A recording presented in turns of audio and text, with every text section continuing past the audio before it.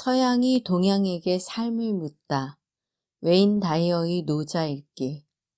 생각을 바꾸라, 삶을 바꾸라. 최고의 선은 물과 같아서 억지로 노력하지 않으면서 만물을 기른다. 물은 모든 이가 꺼리는 낮은 곳으로 흐른다. 그러므로 물은 도에 가깝다. 사물의 본성에 따라 살라. 땅을 가까이 하며 살라. 마음을 헤아릴 때는 마음 깊숙이 들어가라. 사람을 대할 때는 온화하고 친절하게 하라. 말한 바를 지켜라. 공평하게 다스려라.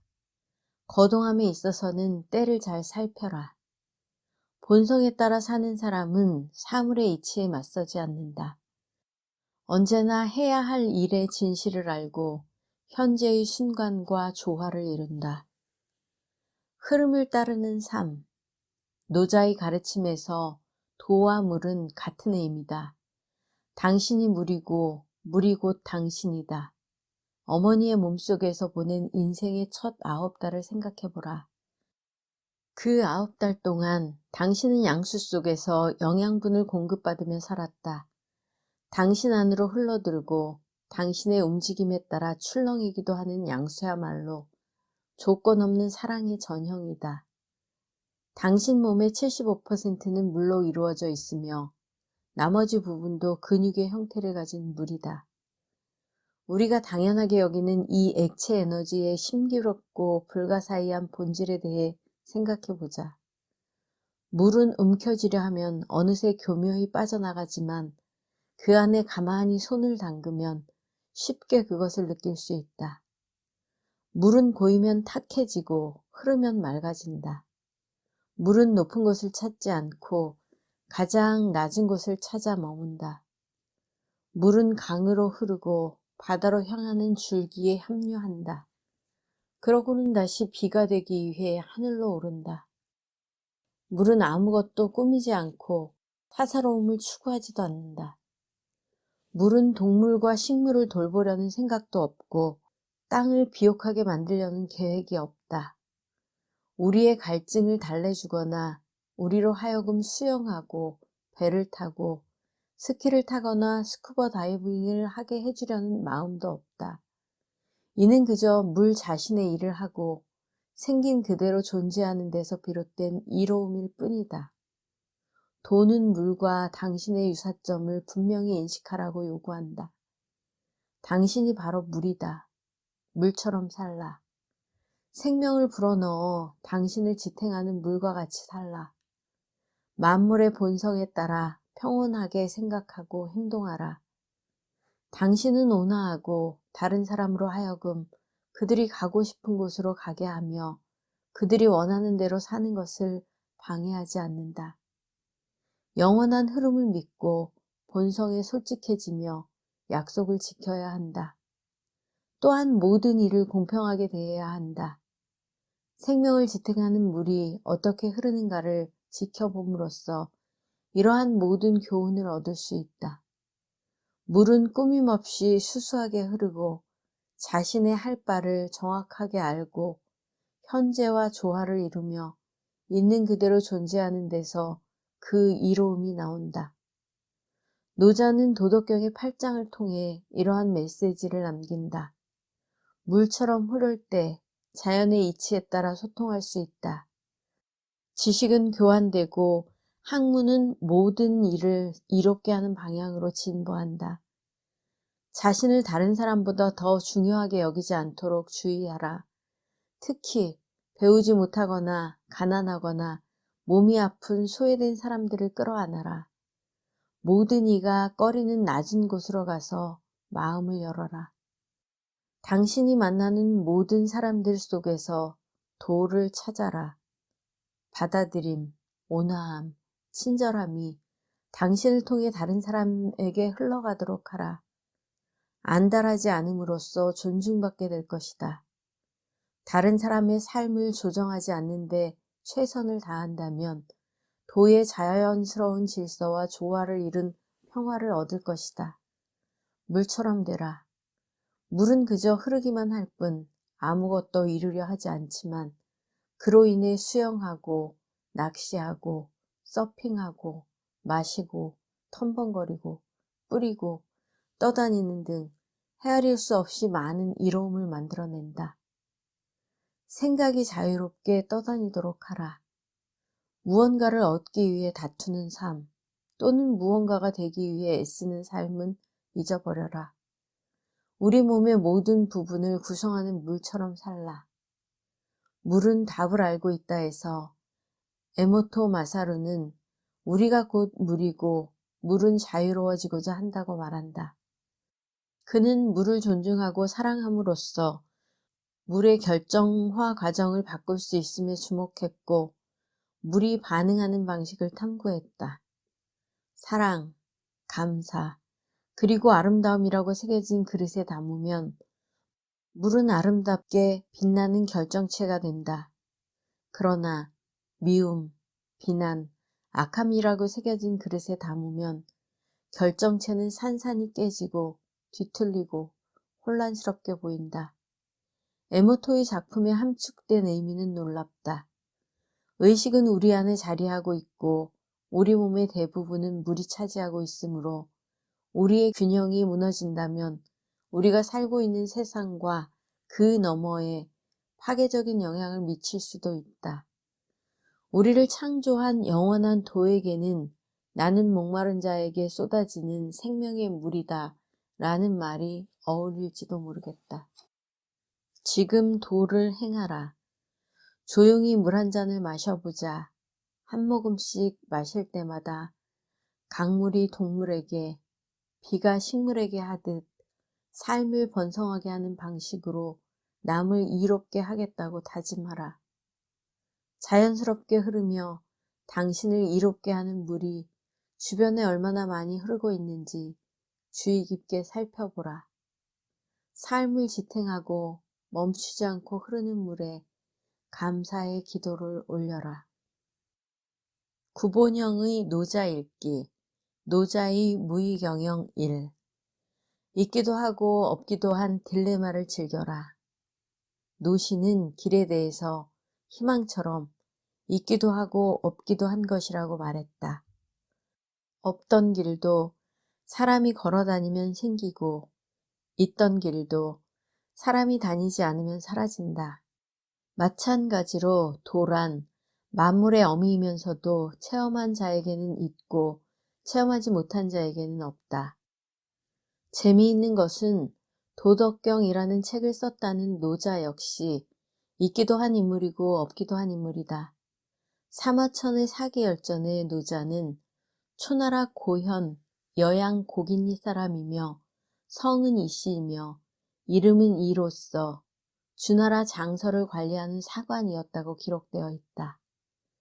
그러나 사마천 역시 노자가 한참 뒤의 사람인 주나라 태사 담과 동일인인지 아닌지 분명히 알지 못했다.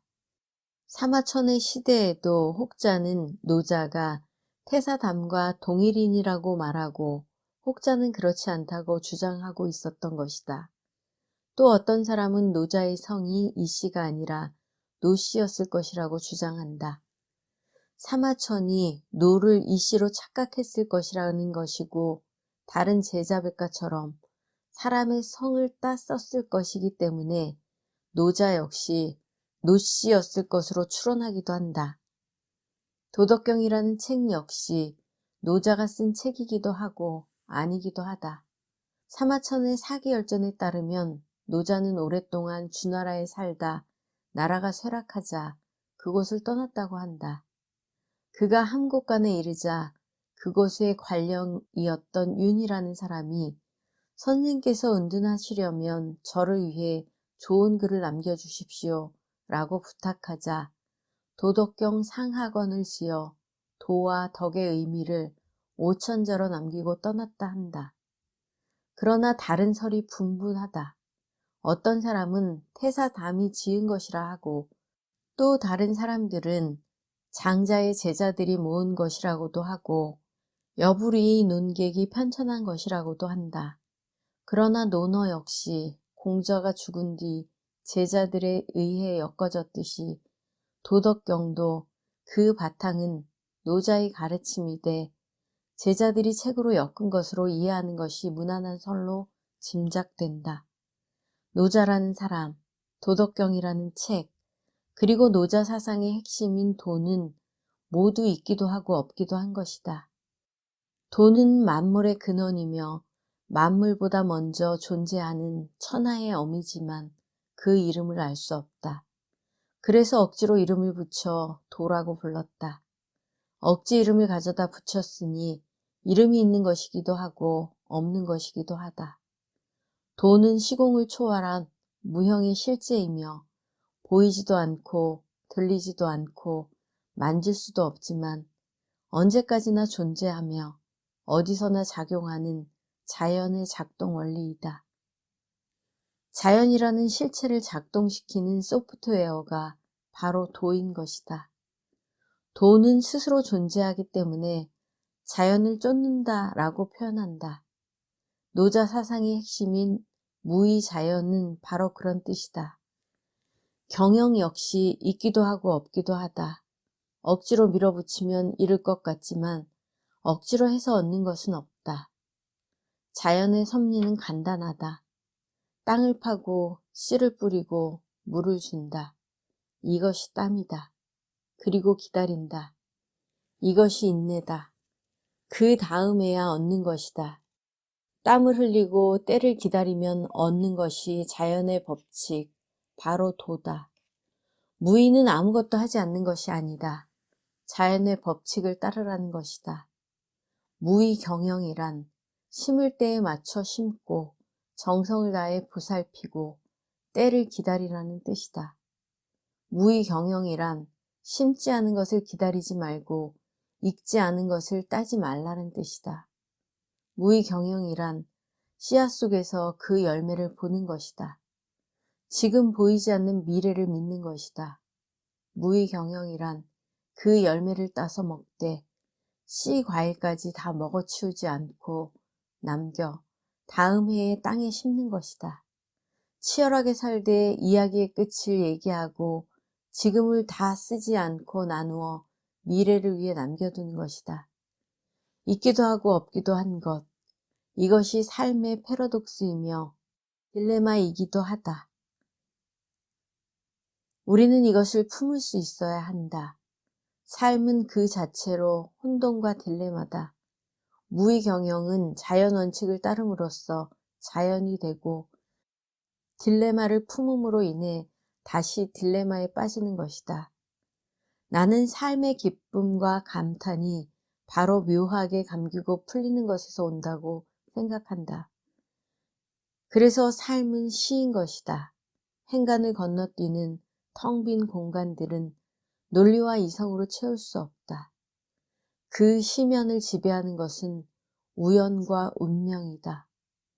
읽고 쓰는 것이 시가 아니다. 사라지는 것, 그것이 시다. 넘치도록 가득 채우는 것보다 적당할 때 멈추는 것이 좋다. 칼을 너무 날카롭게 버리면 쉽게 무뎌진다. 금과 옥으로 집을 가득 채우면 불안함이 밀려온다. 교만과 자만이 가득하면 자신을 벼랑에서 구해줄 이 아무도 없다. 일을 다 하였으면 물러나는 것이 바로 하늘의 길이다. 겸허한 삶. 돈은 끊임없이 무언가를 창조하면서 어느 정도가 충분한지를 정확히 알고 있다. 또한 이 조건 없는 공급이 적당한 때에 멈춘다는 것을 우리는 내면에서 감지하고 있다. 따라서 우리는 도가 얼마나 만들어내는지에 대해 궁금해야 할 필요가 없다. 이 창조적인 근원은 도덕경의 구장에 나타난 겸손의 원리 속에서 아름답게 균형을 이룬다. 도는 모든 것을 많이 만들어낼 수 있는 능력이 있다. 하지만 이 온화한 겸손은 나무, 꽃, 벌, 하마, 그리고 모든 생명체에게 어느 정도가 충분한지를 안다. 도는 넘치지 않는다. 창조의 무한한 능력을 과시할 필요가 없기에 도는 적당한 때에 정확히 멈춘다. 이번 장은 우리의 마음을 도의 이러한 특성에 가까이 하도록 이끈다.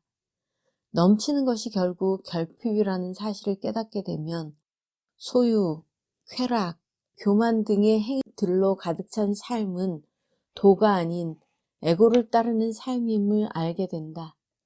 겸허한 삶은 언제 멈추고 언제 놓아보내고 언제 우리 노력에 대한 열매를 즐겨야 할지를 안다.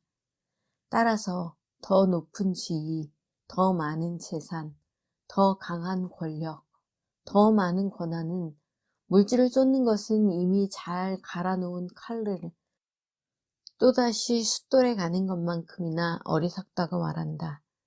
계속해서 칼을 가는 것은 날카로운 나를 오히려 무디게 만들 뿐이다. 노자는 재산을 모아 축적하는 것을 경계하라고 한다. 이러한 태도는 우리로 하여금 소중한 삶을 낭비하고 자꾸 더 많은 것을 필요로 하게 만든다. 그리고 노자는 겸허한 삶을 실천하라고 이른다. 부와 명예를 가지려고 한다면 최소한 그것들을 추구하는 단조롭고 피곤한 길에서 물러나 도를 실천하며 살아야 할 때가 언제인지 알아야 한다. 이것은 더 많은 것을 추구하는 데 중독된 이 세속적인 세상과 반대되는 하늘의 길이다. 광고는 우리가 행복해지기 위해서는 계속 무언가 더 필요하다고 믿게 하고 그것을 이용해 더 많은 상품과 서비스를 판매하기 위해 만들어졌다. 여기서 한 걸음 더 나아가 보자. 아마도 전문가라는 사람들은 경제가 지속적으로 성장하지 않으면 결국 퇴보하게 될 거라고 말할지도 모른다. 그러나 과도한 성장은 암이 그 숙주를 파괴하듯 우리 자신을 파괴할 수 있다. 오늘날 우리는 과잉 생산의 결과로 나타나는 교통 정체를 목격한다. 이제는 런던의 한쪽 끝에서 반대편까지 가는데 자동차 발명 전보다 더 많은 시간이 걸린다. 우리는 매번 물건을 사러 상점에 갈 때마다 동일한 원리가 작동하는 것을 볼 수 있다. 나는 이것을 선택 과부하라고 부른다. 예를 들어 진통제 하나만 보더라도 요통, 생리통, 두통, 관절통을 위한 것이 다 다르고 아침에 먹는 것과 저녁에 먹는 것이 또 다르다. 여기에 더해 캡슐에 든 것, 액체로 된 것, 그리고 가루로 된 것 중에서 하나를 골라야 한다. 이러한 선택의 문제는 화장지, 음료수 혹은 무엇을 사더라도 똑같이 생긴다. 노자는 다음과 같은 전언을 우리에게 전하려 한다. 이 정도면 충분하다는 마음을 간직하라. 이 다짐을 마음속에 간직하라. 비록 당신이 살고 있는 세상은 아무리 많이 가져도 부족하다고 소리칠 테지만 말이다. 노자의 조언을 쉽게 풀어보자면 이런 말이 아닐까? 할 일을 다하면 한 걸음 물러서라. 거칠애와 무절제와 소비 대신 검소한 생활을 실천하라.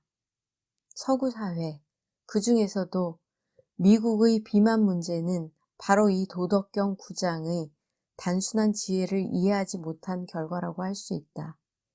배고프면 먹어라. 그러나 배가 부르면 멈춰라. 계속해서 음식으로 배를 채우는 것은 더 많이 소유하면 더 행복할 것이라는 잘못된 믿음에 덫에 걸린 것이다.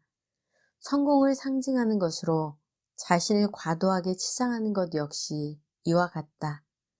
넘치도록 가득 채우는 것은 적당할 때 멈추는 것만 못하다라고 말하는 도의 지혜를 떠올려 보라.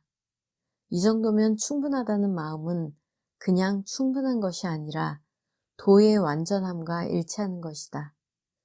에고의 관심사에 초점을 맞추지 말고 하고 있는 일 속에서 즐거움을 찾으라.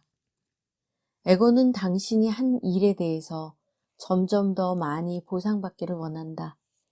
재산을 축적하고 명예를 얻기 위해 세상에 태어났다는 어리석은 생각은 매 순간 사랑하고 감사하는 마음을 통해 없앨 수 있다. 지금 하고 있는 일이 당신에게 어떤 도움이 될 것인지 생각하지 말고 바로 그 일 안에서 즐거움을 찾으라. 이 물질 만능의 세상에 당신을 태어나게 한 무한한 지혜인 도를 믿어라. 어쨌든 도는 당신이 이 세상에 태어날 정확한 시기를 알고 있었다. 도는 9달의 임신으로 이렇게 예쁜 아기를 만들 수 있다면 나는 그 기간을 5년으로 늘리겠어. 그러면 더 완벽한 아이가 태어나게 될 거야. 라고 말하지 않았다. 그렇다. 도는 9달이면 충분하다고 한다. 9달이면 충분하다.